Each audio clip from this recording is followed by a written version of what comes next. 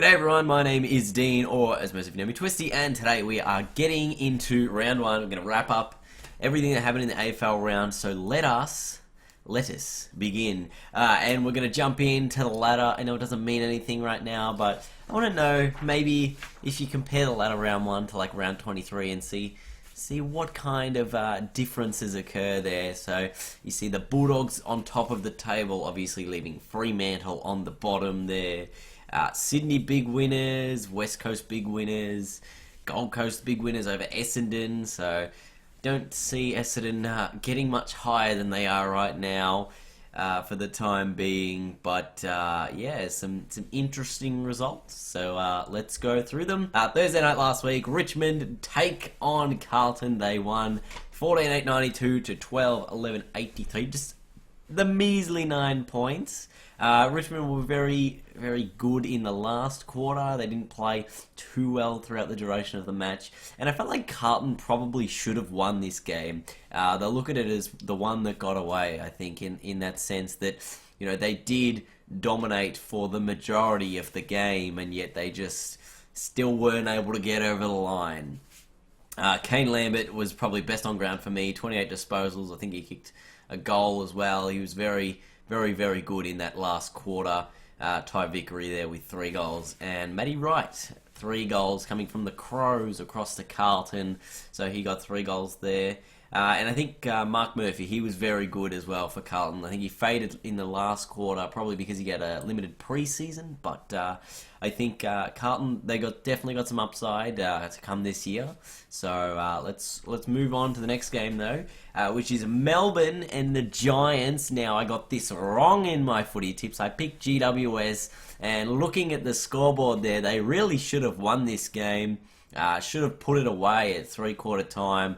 But just the lackluster kicking. Melbourne kicked 6 goals to 1 in the final term and just had a miraculous sort of comeback. They kicked 4 goals in the opening 4 minutes, or 4 minutes of play in the final quarter. Hogan kicked 3 last quarter goals. Viney was outstanding. And for the Giants, it's really just they missed a lot of opportunities. Stevie J kicked 2 goals too, and 1 on the full, and those 2 points, he probably should have handballed them off. Heath Shaw was very good. Callum Ward was probably the Giants' best player on the day. And big upside for the D's. Obviously, they got the result. And Clayton Oliver actually got the NAB Rising Star nomination for this round. Now, let's take a look at some of Clayton Oliver's stats here, because he did very good. He had 22 disposals. 15 of those were contested, which was an equal game-high contested possessions with Jack Viney, who also had 15. He had 7 clearances, which was a game-high, and he had 5 centre clearances, which was also a game-high. Like, on debut, pick 4 in last year's draft. Very, very good player. There was a number of players that played pretty good over the weekend. Wiedering played very well on Thursday night, and just number of play. What was the other one? Darcy Parish. But Clayton Oliver for me, I felt like he had to get it. I think Shaki kicked a couple of goals and looked alright for Brisbane as well. So it's very competitive now. Apart from just Callum Mills going to be all out winning this one, because Clayton Oliver's put his hand up, Jacob Wiedering's put his hand up, and so's Shaki. So it's going to be a very good rising star this year. I think those top 4 picks, you know, Wiedering, Shaki, Callum Mills, and then Clayton Oliver, very, very good. Moving along now, and we got the Gold Coast taking on Essendon. The Gold Coast, obviously big winners. A return of Gaz, had 34 disposals and kicked 1 goal, 3 for Gary Ablett. We look at Essendon, it's probably going to be the scoreline all year. They get beaten by a long way. I think Zaharakis and Merritt will be their best players all year. If Danaher can kick more than just 1 goal a game, that'll probably be better for him. And you might see Danaher start to develop a lot more, being, you know, the number 1 key forward, just sort of by himself. There's not really anyone else there to help him out. Tommy Lynch kicked 4 goals for the Gold Coast. Aaron Hall, I thought, was probably the best player on the ground, kicking 2 goals and 36 disposals. He's very good in the middle as well. Lots of clearances.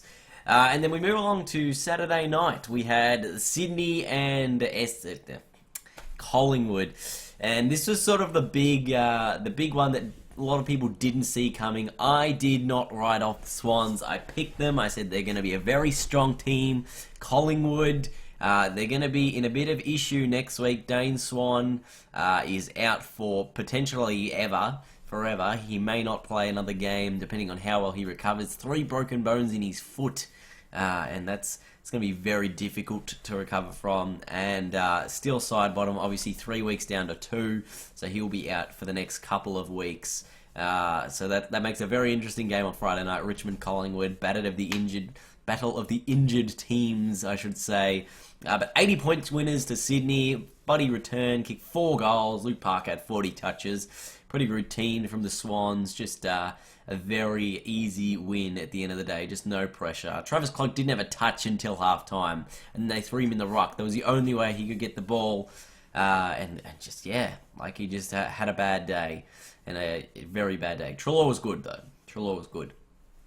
Moving along, and we have North Melbourne and Adelaide Crows. I flicked over to this game in the last quarter, moving from the Sydney Collingwood game, because this one was very close. I think Adelaide led by a point at 3/4 time. They had a 5-goal lead somewhere in the second or third quarter, and they were out in front. They should have buried this game, but North Melbourne, to their credit, came back. Boomer Harvey kicked 3 goals. I think all of them were in the third quarter when they were coming back.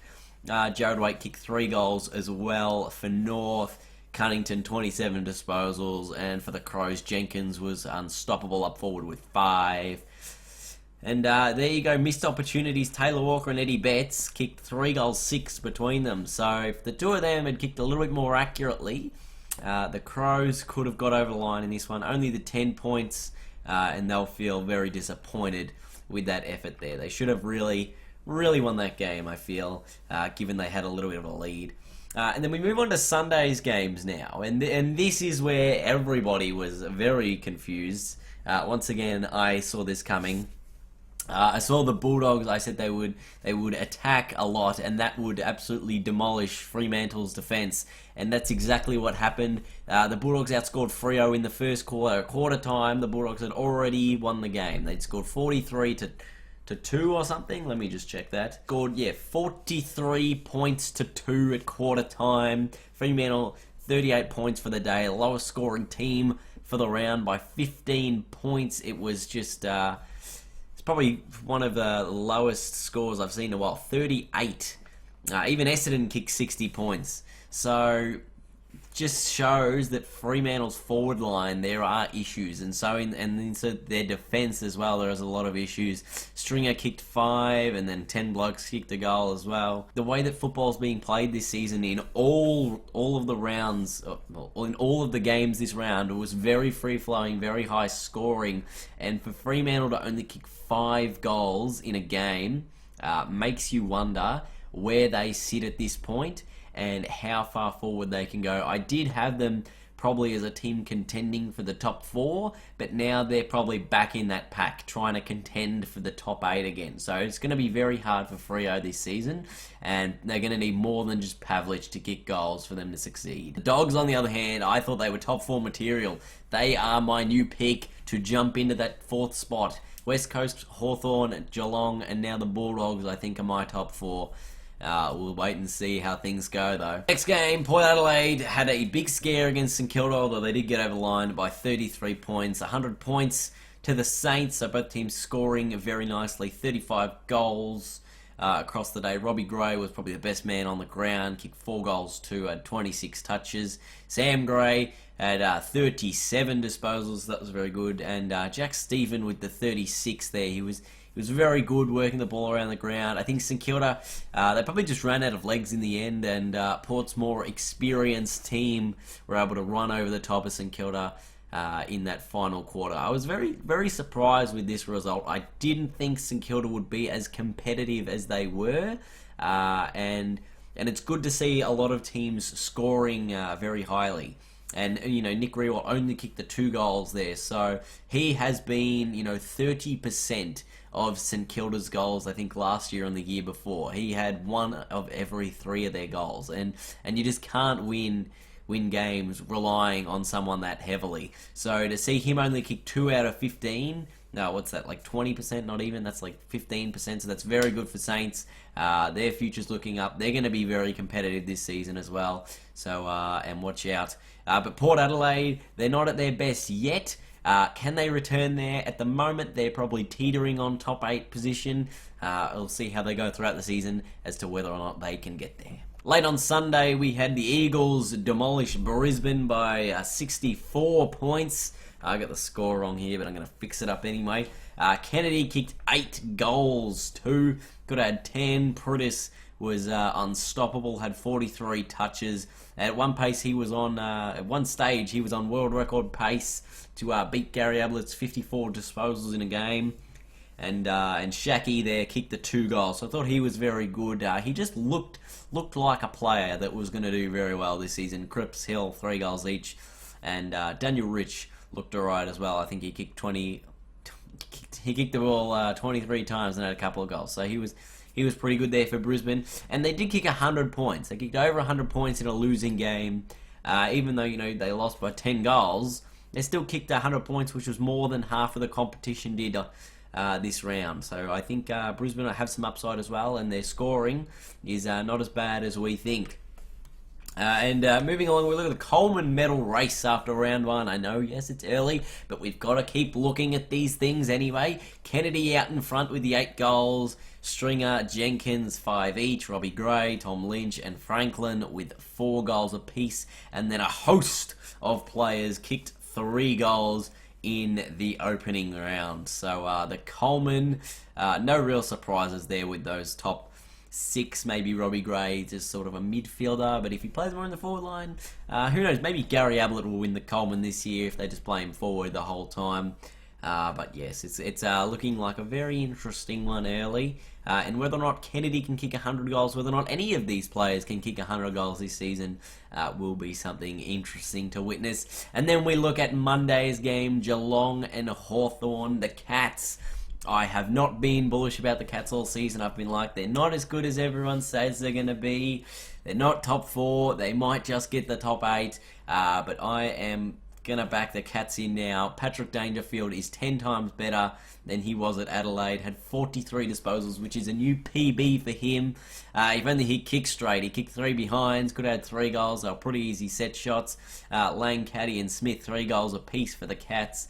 And they sort of just surged late in that final quarter. Hawthorn, they were missing some outside run. Hill and Shields were missing there from the Hawks. And now it looks like Hodge is going to be injured for about 4 weeks. So that's very disappointing for them. Obviously, Roughhead as well for Hawthorn. So Gunston and Bruce and Puopolo, the goal scorers there. Sam Mitchell, good as always. But I don't know about the Hawks. I still think they could win the premiership from outside the top 4. They could do it. Hawthorn is on, I believe. And I just see very difficult for any other team to beat them when it does come to crunch time in the finals if their team is fit and firing. Anyway, thank you so much for watching today's AFL wrap-up. I will keep doing these every week. My round previews on the Friday, and then the season mode gameplays come on the Wednesday. So leave a big thumbs up, everyone. I thank you for watching. Let me know how many tips you got. I think I got 6. I didn't pick North Melbourne, I didn't pick Geelong, and I didn't pick Melbourne. So only 6 out of 9. All the home teams got up, which was very interesting. That's normally how it goes down in round 1, and I just never clicks in my head. I'm always like, oh, I should have picked the home teams. I think one year I picked all the away teams and I got 0.